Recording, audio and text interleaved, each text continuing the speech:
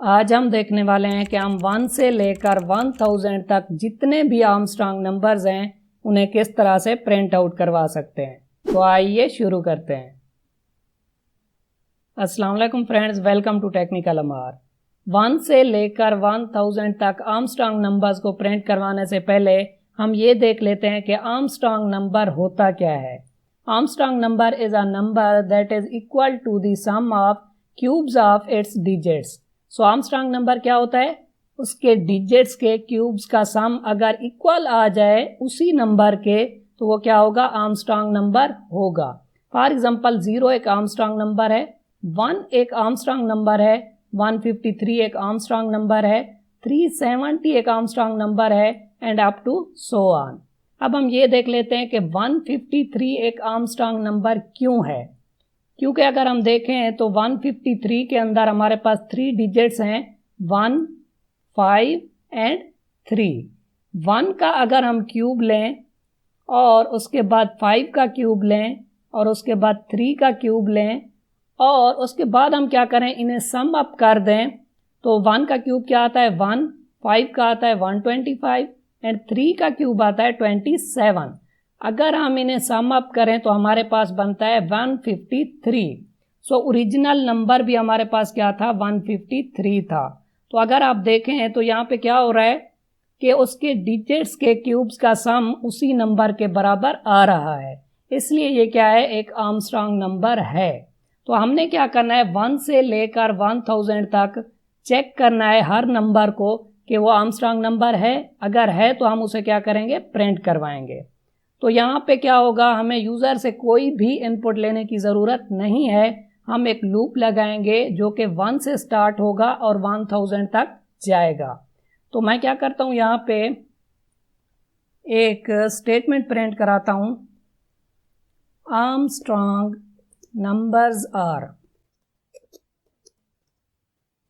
सो ये स्टेटमेंट यहाँ पे प्रिंट होगी, आर्मस्ट्रांग नंबर्स आर। उसके बाद मैं क्या करता हूँ, यहाँ पे एक लूप लगाता हूँ। लूप के लिए हम क्या करेंगे, एक वेरिएबल बनाएंगे। तो मैं क्या करता हूँ, यहाँ पे एक वेरिएबल बनाता हूँ n के नाम से और n की वैल्यू को हम स्टार्ट करेंगे 1 से, क्योंकि हमने 1 से चेक करना है कहाँ तक? 1000 तक। और हमारा लूप कहाँ तक जाएगा? 1 से लेकर 1000 तक। तो n की वैल्यू स्टार्ट होगी 1 से, n less than or equal to 1000 and n plus plus. उसके बाद हमने क्या करना है कि 1 को चेक करना है कि क्या ये एक आर्मस्ट्रांग नंबर है। अगर ये एक आर्मस्ट्रांग नंबर है तो हम क्या करेंगे, इसे प्रिंट करवाएंगे। और अगर ये आर्मस्ट्रांग नंबर नहीं है तो लूप दोबारा चलेगा, n की वैल्यू इंक्रीज होकर 2 हो जाएगी और हम क्या करेंगे, 2 को चेक करेंगे कि क्या ये एक आर्मस्ट्रांग नंबर है। इसी तरह हम क्या करेंगे, 1000 तक जाएंगे। सो फर्स्ट ऑफ ऑल हम क्या करेंगे, n को चेक करेंगे कि क्या ये एक आर्मस्ट्रांग नंबर है। तो इस पे पहले ही मैं एक वीडियो बना चुका हूँ कि आप किस तरह से चेक कर सकते हैं कि एक नंबर आर्मस्ट्रांग नंबर है या फिर नहीं। अगर आपने वो वीडियो नहीं देखी तो उसका लिंक मैं डिस्क्रिप्शन में भी दे दूंगा और आई बटन में भी दे दूंगा, आप चेकआउट कर सकते हैं। बट यहाँ पे भी मैं आपको एक्सप्लेन करने वाला हूँ कि आप किस तरह से चेक कर सकते हैं कि एक नंबर आर्मस्ट्रांग नंबर है या फिर नहीं। सो फर्स्ट टाइम जब ये लूप चलेगा तो n की वैल्यू हमारे पास होगी 1 less or equal to 1000, condition हो जाएगी ट्रू और हम लूप के अंदर आएंगे और हम क्या करेंगे, 1 को चेक करेंगे कि वो एक आर्मस्ट्रांग नंबर है या फिर नहीं। 1 क्या है, हमारे पास एक ही डिजिट वाला नंबर है। तो मैं क्या करता हूँ, यहाँ पे फर्ज कर लेता हूँ कि जब n की वैल्यू इंक्रीज होते होते 153 तक पहुँचेगी तो क्या 153 एक आर्मस्ट्रांग नंबर है। तो मैं क्या करता हूँ, यहाँ पे फर्स्ट ऑफ ऑल आपको समझाने के लिए एक नंबर लेता हूँ 153। उसके बाद मैं क्या करूँगा, इस लूप को भी एक्सप्लेन करूँगा। जब n की वैल्यू 153 होगी तो हमने चेक करना होगा कि 153 एक आर्मस्ट्रांग नंबर है। तो हम क्या करेंगे, यहाँ पे n का मॉडुलस लेंगे 10 के साथ। जब भी हम किसी नंबर का मॉडुलस लेते हैं 10 के साथ तो हमारे पास लास्ट डिजिट आता है।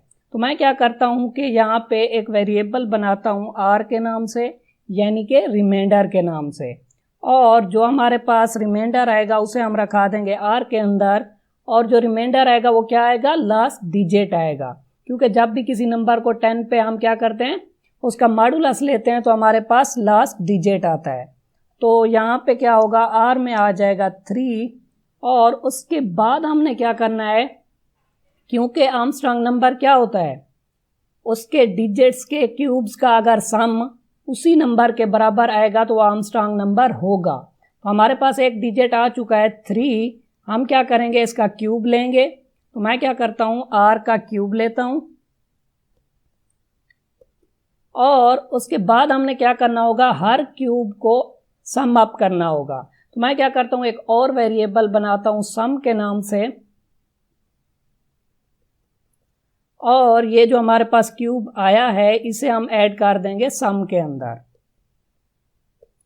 फर्स्ट ऑफ ऑल मैं क्या करता हूँ, यहाँ पे सम की वैल्यू लेता हूँ 0। तो क्या होगा, यहाँ पे 0 के अंदर ऐड हो जाएगा r का क्यूब।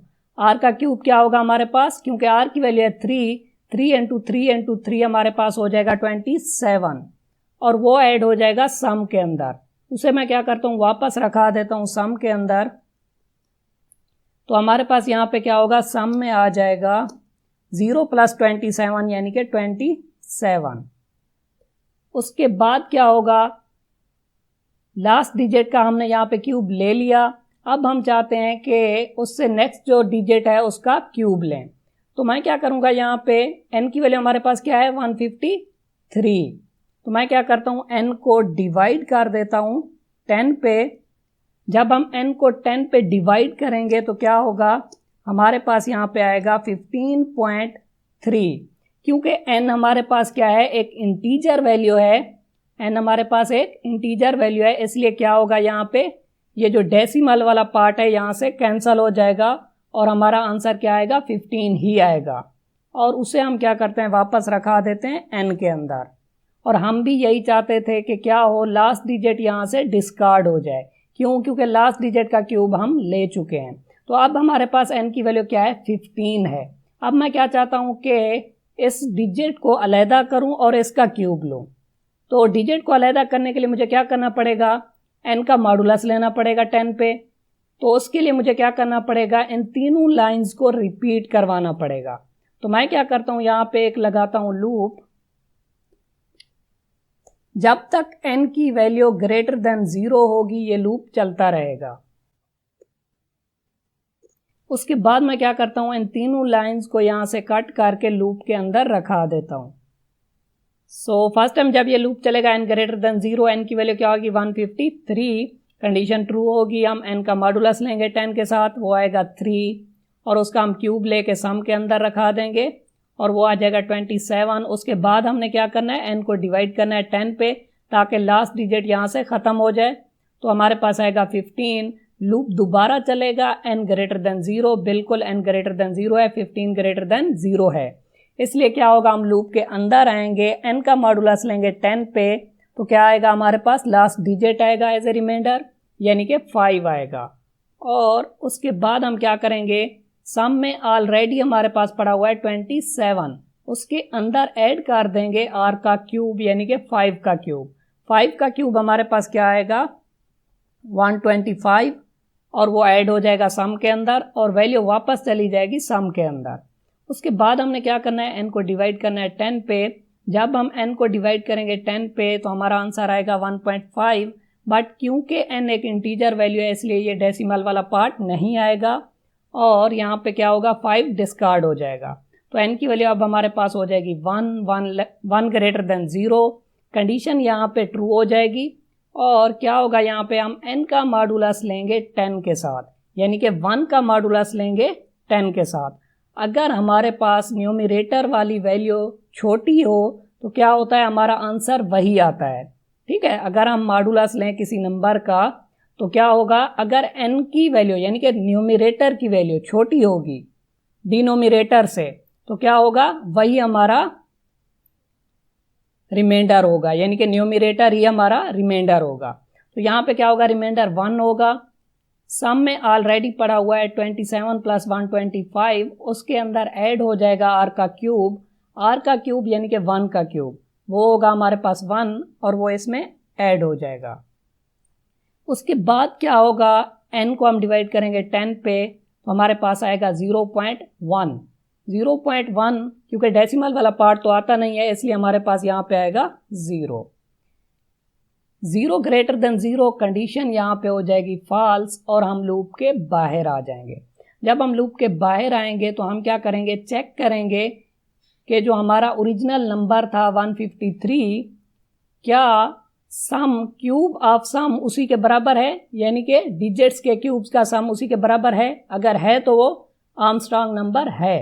तो मैं क्या करता हूँ, यहाँ पे लूप के बाहर कंडीशन लगाता हूँ कि अगर सम की वैल्यू बराबर होती है n के हमारे ओरिजिनल नंबर के तो हम क्या करेंगे, n को प्रिंट करवा देंगे क्योंकि n अब हमारा क्या है, आर्मस्ट्रांग नंबर है। उसके बाद मैं क्या करता हूँ, थोड़ी सी स्पेस दे देता हूँ। उसके बाद हम क्या करेंगे, नेक्स्ट नंबर को चेक करेंगे 154 को, ठीक है। बट जब हम 154 को यहाँ पे चेक करने के लिए लूप को चलाएंगे तो n++ होगा। बट आप यहाँ पे नोट करें कि जब हमने इस लूप को चलाया था तो क्या हुआ था, n की वैल्यू डिक्रीज होते होते 0 हो गई थी। n की वैल्यू 0 हो गई थी। जब ये लूप दोबारा चलेगा तो n की वैल्यू ++ होके 1 होगी। बट हम क्या चाहते हैं, n की वैल्यू पहले 1 थी तो अब क्या हो, 2 हो। तो हमें क्या करना पड़ेगा, इस नंबर को यूज़ नहीं करना पड़ेगा, बल्कि हम क्या करेंगे, एक और वेरिएबल बनाते हैं x के नाम से और n की जो वैल्यू है उसे मैं रखा देता हूँ x के अंदर। अब जो वैल्यू n में होगी वही केस में चली जाएगी x के अंदर, ठीक है। और इस लूप को जब हमने यूज़ करना है तो हमने n को यूज़ नहीं करना, ठीक है। हम n को डिक्रीज नहीं करना चाहते, वही वैल्यू x में भी तो पड़ी है ना, हम x को यूज़ कर लेते हैं। तो मैं क्या करता हूँ, यहाँ पे x को यूज़ करता हूँ ताकि हमारा n जो है ना वो यूज़ ना हो और हमें कोई इश्यू ना हो। और यहाँ पे हम क्या करेंगे, इसे कंपेयर करेंगे n के साथ, क्योंकि x की जो वैल्यू थी ना, ठीक है, वो डिक्रीज होते होते 0 तक चली गई थी। तो हमने उसके साथ इसे चेक नहीं करना, जस्ट लूप में ही हमने x को यूज़ करना है, ठीक है।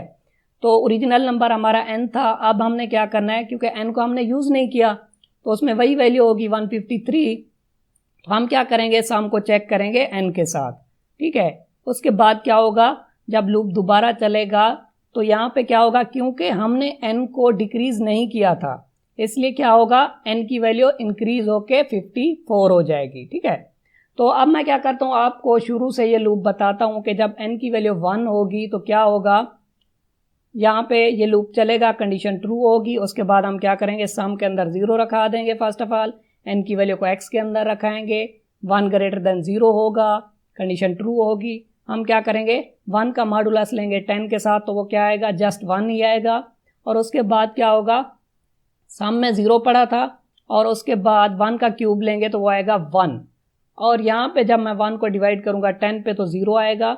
और यहाँ पे क्या होगा, 0 ग्रेटर देन 0, कंडीशन फॉल्स हो जाएगी और हम लूप के बाहर आएंगे। सम में क्या पड़ा होगा, 1 और n में भी क्या था, 1, तो कंडीशन ट्रू हो जाएगी और यहाँ पे 1 प्रिंट हो जाएगा क्योंकि 1 एक आर्मस्ट्रांग नंबर है। उसके बाद क्या होगा, लूप दोबारा चलेगा, n की वैल्यू को हमने नहीं छेड़ा था इसलिए n की वैल्यू पहले क्या थी, 1 थी, अब इंक्रीज होके 2 हो जाएगी। 2 less or equal to 1000, condition true हो जाएगी। और उसके बाद क्या होगा, 2 जो है वो चला जाएगा x के अंदर, उसे हम चेक करेंगे, कंडीशन ट्रू होगी। 2 का मॉडुलस 10 के साथ लेंगे तो 2 ही आएगा। और यहाँ पे 2 का जब हम लेंगे क्यूब तो वो आएगा 8, ठीक है, सम में आ जाएगा 8। और उसके बाद क्या होगा, जब 2 को हम डिवाइड करेंगे 10 पे तो वो आएगा 0.2, यानी कि डेसिमल को हटाएं तो 0 आएगा। और यहाँ पे क्या होगा, कंडीशन फॉल्स हो जाएगी, 0 ग्रेटर देन 0।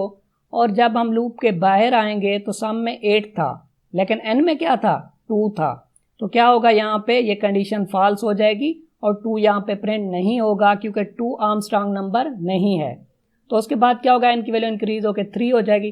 तो इस तरह क्या होगा, ये लूप चलता रहेगा 1000 तक और हर नंबर को हम चेक करेंगे कि क्या वो आर्मस्ट्रांग नंबर है। अगर वो आर्मस्ट्रांग नंबर है तो हम क्या करेंगे, उसे प्रिंट करवाएंगे, वरना प्रिंट नहीं करवाएंगे। तो अब मैं क्या करता हूं, इसे कंपाइल एंड रन करके आपको दिखाता हूं।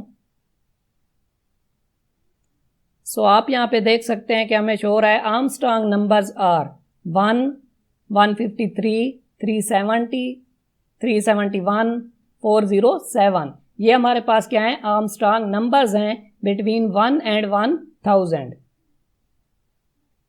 सो इस तरह आप क्या कर सकते हैं, लूप का यूज़ करते हुए 1 एंड 1000 के दरमियान वाले आर्मस्ट्रांग नंबर्स को प्रिंट करवा सकते हैं। लूप से रिलेटेड और भी बहुत से एग्जाम्पल प्रोग्राम आने वाले हैं जो कि आपको मिलेंगे C++ एग्जाम्पल प्रोग्राम वाली प्लेलिस्ट के अंदर। सो आप क्या करें, इस प्लेलिस्ट को यहाँ से एक्सेस करें, और अगर आप C++ को बिल्कुल बेसिक लेवल से देखना चाहते हैं तो आप मेरी C++ ट्यूटोरियल फॉर बिगनर्स वाली प्लेलिस्ट को भी यहाँ से एक्सेस कर सकते हैं। इन दोनों प्लेलिस्ट का लिंक मैं आपको डिस्क्रिप्शन में भी दे दूंगा और आई बटन में भी दे दूंगा। वीडियो अच्छी लगी हो तो वीडियो को लाइक करें और चैनल को सब्सक्राइब करें। Thank you.